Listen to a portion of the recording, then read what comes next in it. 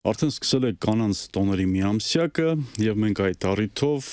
մեր տաղավար ենք հրավիրել Միքայելյան համալսարանական հիվանդանոցի լաբորատորիայի վարիչ, բժշկական գիտությունների թեկնածու դոցենտ Զարուհի Գևորգյանին, բարեձեզ Տիկին Գևորգյան, շնորհավորում եմ մարտի 8-ի եւ կանանց նվիրված միամսյակի առիթով, շնորհակալություն, որ ժամանակ գտաք մեզ շնորհակալություն հյուր գալու, փաստորեն դուք առավելություն ունեք Մարտի 8, ապրիլի 7 եւ երկու մասնագիտական տոն, բուժաշխատողի տոնը եւ լաբորատորիայի աշխատողի տոնը։ Այդ իմաստով այսպես ընդունված բան կա, հա, որ աղջիկ երեխաները հիմնականում երազում են բժշկուհի դառնել, բժիշկ դառնել։ Ինձ մոտ ամենայն դեպս այդպես է եղել։ Բայց ես գիտեմ նաեւ դուք որ այսպես ասած չիրականացած երազանք ունեք, դերասանուհի եք ուզում դառնալ։ Ով էր այն դերասանուհին, որ ձեզ գայթակղել էր եւ ուզում էիք դերասանուհի դառնալ, կա այդպիսի մեկը, որին ուզում էիք նմանվել։ Գիտեք, ավելի շատ սկզբից ուզում էի դառնալ ասմունքող, զբաղվում էի ասմունքով, ունեի նույնիսկ բեմադրություններ, պոեզիայի ժամեր, բայց հայրս չգիտեմ ինչի դեմ կանգնեց, շատ արագ ու լավ էր ստացվում ինձ մոտ, չգիտեմ, չէր սիրում ասմունքել, անընդհատ ջղայնանում էր, ասում էր, լավ, գույնե երգի, ինչ էր ասում երգի, որտեվ գիտեր, որ երգելը ինձ մոտ լավ չի ստացվում, դրա համար չստացվեց այդ իմ իրականացնել իմ երազանքը, իսկ դերասան, որը որ միշտ հիացրել է ինձ որպես կին կերպար, դա իհարկե Սոֆի Լորենն էր, մանկությունից ես, չգիտեմ, կարող էի նույնիսկ չնայել այդ ֆիլմը, հա, միայն ուղղակի անձայն զարմացած հենց աչքերով հիացած նայել իրա վրա։ Այնեք, ինչու են օրինակ աղջիկները երազում դառնալ բժիշկ, ինչ որ հումանիզմի դրսևորում է, դա ինչ է, կնոջը բնորոշ դրսևորում է, բուժել, փրկել։ Միգուցե իհարկե կա ճշմարտություն ձեր ասացի մեջ, բայց ինձ մոտ դա եղել է, քանի որ ես մեծացել եմ բժիշկների ընտանիքում, ու մեր տան խոսակցությունները այսպիսին էր, հիմնականում մեծացել եմ պապիկիս տատիկիս հետ, ծնողները շատ զբաղված էին իրենց առօրյայով, իսկ պապիկս ու տատիկս բժիշկներ էին, պապիկս գինեկոլոգ էր, տատիկս մանկաբույժ եւ շատ sense հաջողված բժիշկներ էին, իրանք ապրում էին, դա աշխատանք չէր, այսինքն իրանք աշխատանքից գալիս էին տուն, ուտելու ժամին բոլորը պատմում էին իրանց հիվանդներից, դա շարունակական ինչ որ process էր 24 ժամ մեր տանը, ու ես կարծում եմ այնքան եմ լսել դրա մասին, հա, որ չէի պատկերացնում, որ կարա ինձ հետ լինի երբեմն ուրիշ մի բան։ Մի զավեշտալի դեպք ասեմ դրանից, ուրեմն իմ տատիկիս մայրը Հայաստանի ամենաառաջի ֆարմացևտներից մեկն էր, եւ մի օր տատիկս արդեն մեծ էր, ես բժշկական ուսանող էի, հարց տվեց ինձ ինչ որ ռեցեպտի հետ կապված դեղորայքի գրելու, ասեց ես ոնց պիտի գրեմ եւ ես ինչ որ սկսեցի ուղղություն, տոկոս, բան կար չգիտեի, երկրորդ կուրսի ուսանող, ասեցի տա հեսա կնայեմ, կասեմ մեկ էլ փաստորեն պրաբաբուշկաս շատ sense այդ վաղտ 90 տարեկան կիներ նստած մեկ է sense համ ուրեմն ես ստեղ նստած դու են երեխուցես հարցնում այդ ռեցեպտը ոնց պետք է լինի տենց նեղվեցինք ասեցինք մենք կարծում էինք դու չես հիշում ուզում եմ ասեմ մեծացել եմ այդ տենց միջավայրում ինքը որոշված ուրվագծված մասնագիտություն էր արդեն Դուք մանրեաբան եք մասնագիտությամբ, նեղ մասնագիտությամբ։ Սովորաբար բուժարուները կամ պացիենտները առնչվում են հիմնականում բժիշկների հետ, ձեզ հետ առնչվում են միայն մի դեպքում, անալիզների այդ հետազոտության դեպքում եւ ձեր աշխատանքը կարծեք թե ինչ որ առումով չի երևում, այո, ստվերվում է ձեր աշխատանքը այդ իմաստով, բայց նաեւ ձեր աշխատանքից շատ մեծ բան է կախված ցանկացած թեթևակի շեղում կամ ինչ որ մի անուշադիր բան կարող է խաղալ մարդու ճակատագրի հետ, կյանքի հետ, ազդել մարդու կյանքի եւ ճակատագրի վրա։ Օրինակ Ինչ եք հենց այս մասնագիտությունը ընտրել մանրեաբանությունը։ Գիտեք, ինձ միշտ հետաքրքիր է եղել որևէ մի process-ի մեջ շատ խորանալ, ինչ որ տեսնել այն, ինչը որ տեսնելու չի սովորական մարդկանց։ Սկզբից մտածում էի բժիշկ դառնալ, ունեի այդ հնարավորությունը, հետո ընտանեկան պայմանները շատ շուտ բալիկ եմ ունեցել, բաներ կային, որ խանգարեցին եւ ես նենց չէ որ սկզբնական ժամանակ շատ մեծ հաճույքով, բայց գնացի լաբորատորիա։ Հիմա բնական է, եթե ինձ ասեին կրկնի ուղիդ, կկրկնեի նույն ձևի կգնայի լաբորատորիա, որովհետև լաբորատորիայում մանավանդ մանրէաբանություն անելուց սկսեցի հասկանալ ինչքան բան կա, որ մենք չգիտենք, չենք պատկերացնում ու այդ ամեն ինչը միայն մանրադիտակի տակ ես տեսնում։ Մի առանձին աշխարհ, մի առանձին կյանք, մանրեներ, հա, որոնք մարդու կյանքում շատ բան են որոշում, ու դու իրանց միայն կարող ես մանրադիտակի տակ տեսնել, դա մի չեմ բառերով նկարագրելու չի այդ հաճույքը, երբ որ դու ինչ որ մի բան տեսնում ես մանրադիտակի տակ ու ասում ես հեսա գթա, հենց էս պահն է, դա շատ ուրիշ զգացմունքներ է։ Իսկ կյանքում այդ մանրուքների ինչպես եք վերաբերում ընդհանրապես։ Այն նույն ձևի ոնց որ մասնագիտությունում նկատում եմ ամեն ինչ, չգիտեմ, արդեն սովորել եմ դրան, բայց չգիտեմ, դա վատ կողմա, թե միգուցե եւ լավ, նկատում եմ ամենայն մանրունքները, որոնք որ աննկատելի են ուրիշ սովորական մահկանացուների համար։ Դա ինձ դժվարացնում է իհարկե իմ կյանքը։ Իսկ բծախնդիր է։ Չէ, բծախնդիր չեմ, ուղղակի սարսափելի նկատում եմ, հա, ու դրանից սկսում եմ երկար մտածել։ Այս մարդը սենց նայեց, այն կողմ շրջվեց, սենց արեց, միգուցե իրան մի բան դուր չէր գալի։ Շատ ավելի սկսում եմ ապրումների մեջ ընկնել, նկատելով մարդկանց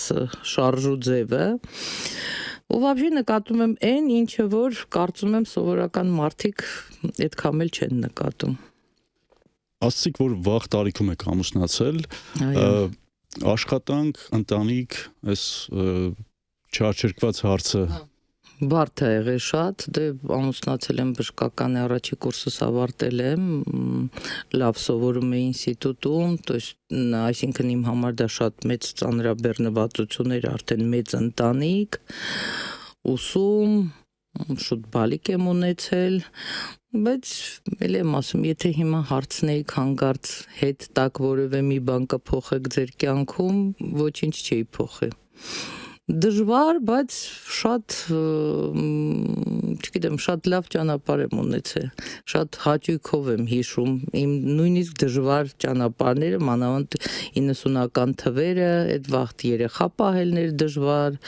ուսում ստանալն էր դժվար, հիշում եմ օրեր կար, երբ որ մի ոտքով մահճակալն է երեխայի օրորում, մյուս ոտքով գիրք էի կարդում մոմի տակ, մեկ կեսօրս բացում էր սենյակի դուռը, ասում էր վախենում եմ կարող է հանկարծ աչքդ կպելա մոմը ընկելա, նույնիսկ տենց օրեր ենք ունեցել, բայց հաճույքով եմ հիշում այդ օրերը։ Երեխաները նույնպես հետևել են ձեր օրինակին մասնագիտության հարցում։ Տղաս ոչ, մասնագիտությամբ էկոնոմիստ է, տնտեսագետ է, իսկ աղջիկս այո, աղջիկս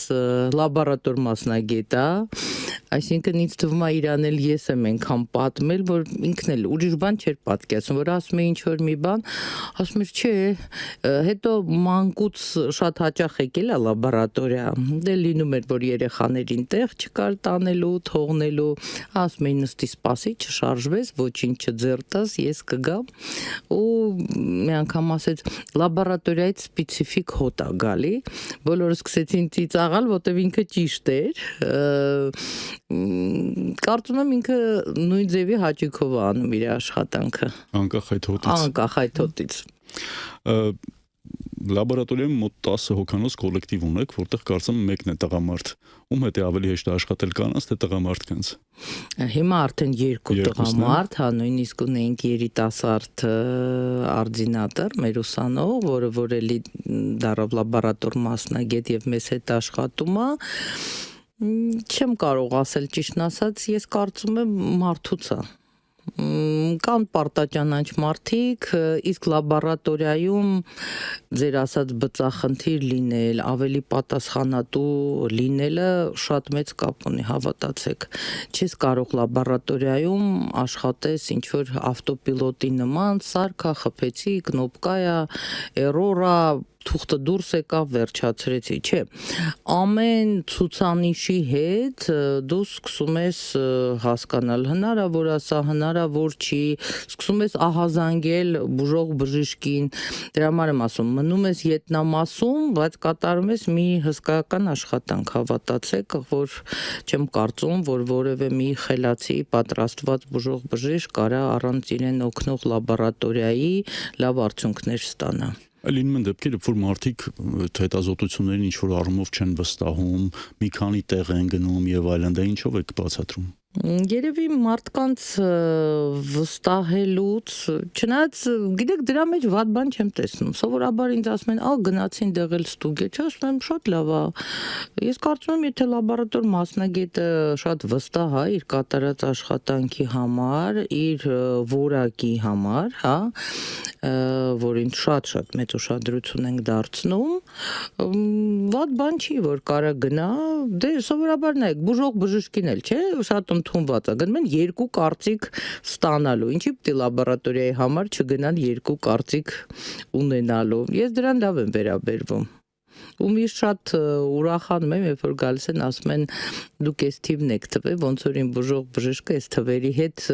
ավելի համաձայն է։ Ես լավ եմ նայում դրան։ Սա կոնկուրենցիայի դար է, սա մրցակցություն այնպիսին է, որ ամեն մեկը ուզում է իր տեղն ունենա դաշտում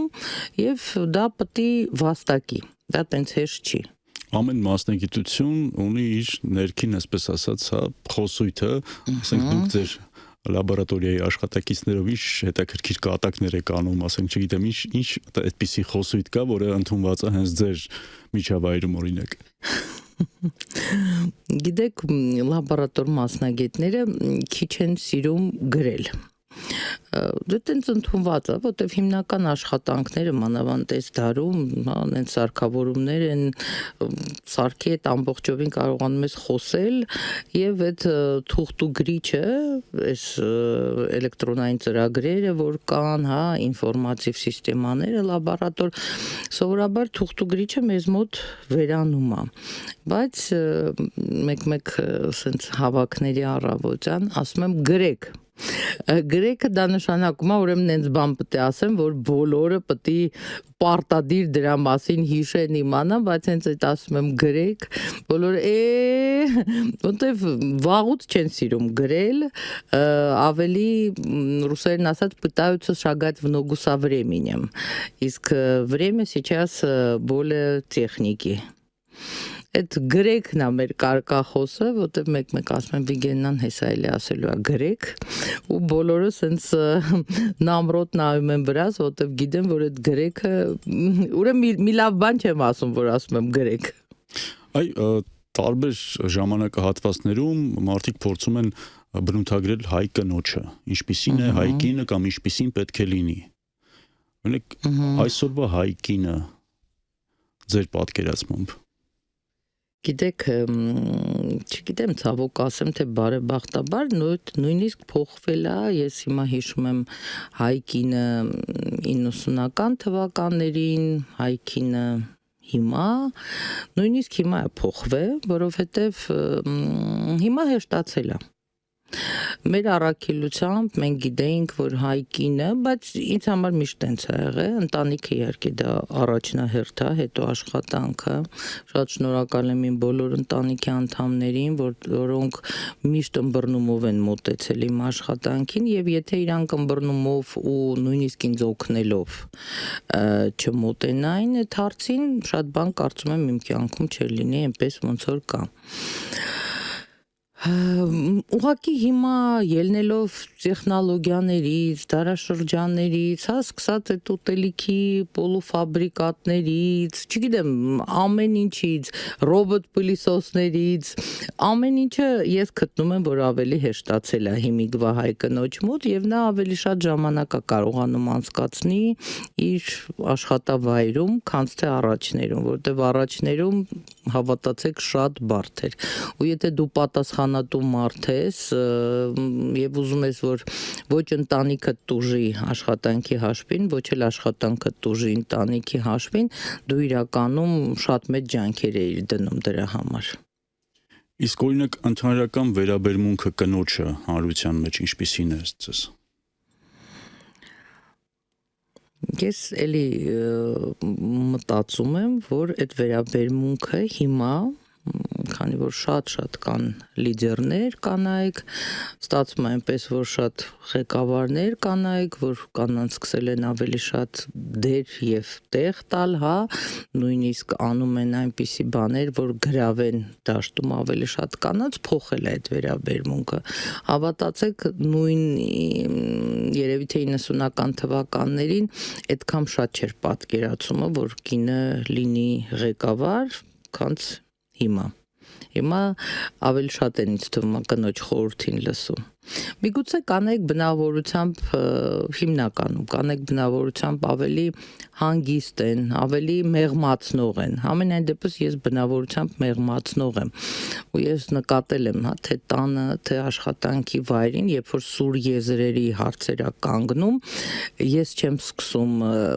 դե դա բնավորություն է իհարկե, բայց ես չեմ սկսում ավելի սրացնել։ Ես փորձում եմ այդ եզրերը ավելի հարթել, հա, միանշանակ։ Օրինակ լաբորատորիան պահանջում է ստերիլ վիճակ ամբողջությամբ,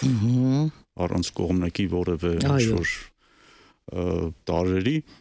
կյանքում կենցաղում, ասենք պարտեզում, այգում, միրգ, բանջարեղեն։ Հա, ունեմ այդ բծախնդիր, այդ հարցերում երևի թե բծախնդիր է, հետաքրքիր է, բայց նաև օրինակ հիմա թորնիկս, որ մեծանում է, դե մայրն էլ է ինձնից վեր այդ հարցում բծախնդիր, բայց մի բան էլ ինքը այնքան է խոսում, վայ գետնիներ եղե, վայ սպասի մաքրեմ, վայ, չգիտեմ, անձեռոցիկը, այս ինչը լինի, այն ինչը լինի, ինչ որ ավելի շատ ես զգում եմ, որ միգուցե տարիքից է, թե ինչա մեծացել եմ, շատ հաճախ ասում եմ, այդքան չի կարելի, թող երեխան ինքնուրույն, ոչինչ, զարմացած նայում եմ վրա, ասում եմ, մամ, դու ես ասում, բայց փաստացի փորձում եմ մի քիչ ինքսին վրա աշխատել։ Ինչ կլիներ, եթե չլինեին Կլարա Ցետկինն ու Ռոզա Լյուքսեմբուրգը։ Ինչ մտածեմ, որ բոլոր կանայք կլինեին տանը նստած տան տնտեսուհիներ։ Չգիտեմ, չեմ կարող ասեմ այդ հարցին, համենայն դեպս գոհ եմ նրանից, որ ունենք այն ինչ ունենք։ Իսկ մարտի 8-ը կլիներ, թե չէ, ինչ եք կարծում։ Մարտի 8 չէր լինի, կլիներ ապրիլի 7-ը։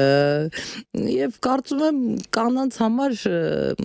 գիտեք, երբ որ կինը իրան զգում է գնահատված,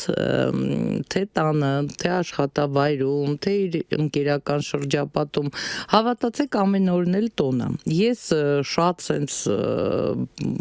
բան չեմ վերաբերվում այդ տոներին, թվում է, երբ որ դու բավարարված ես, հանգիստ ես, մթնոլորտդ միշտ լավն է ու բարեհամբույր, հավատացեք դա տոն է, պետք է կարողանալ ամեն փոքր բաների մեջ տեսնել լավը եւ մեծը։ Շնորհակալություն Տիկին Գևորգյան, հիշեցնեմ մեր հյուրը Միքայելյան համալսարանական հիվանդանոցի լաբորատորիայի վարիչ, բժշկական գիտությունների թեկնածու, դոցենտ Զարուհի Գևորգյանն էր, զրույցը վարեց Հովհաննես Շողիկյանը։